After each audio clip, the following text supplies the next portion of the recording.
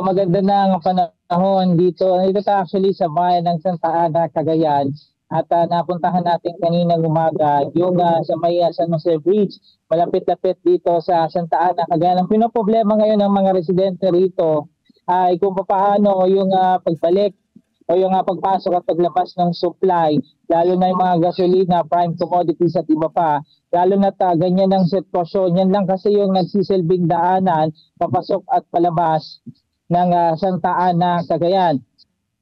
At isa rin tayo sa na-stranded na pauwi sana ng Maynila ang nakasalukuyan nandito pa rin sa Santa Ana. Kaya nagtanong-tanong tayo kanina kung ano yung possible na pwedeng solusyon kung mapapang alternate route. Nagsagot ng mga residente, walang ibang alternate route kundi yan lang talaga yung yan kasi nagsisilbing national highway papunta doon sa mismong iba pang bayan katulad ng sentro ng Gonzaga, maging Santa Teresita. Nagsisilbi din yan kasing daanan, paspasok at palabas at yung lalabas nga pabalik ng Metro Manila at ng Apari, Cagayan.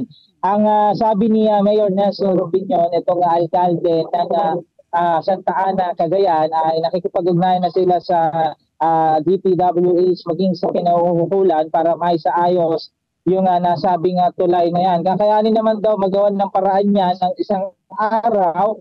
Yan ay kung ganun din magiging kabilis yung pagdating ng mga mag-repair o magsasaayos ng nasabing tulay yan. Yung mga residente ay kung paano nila pupuntahan yung kanilang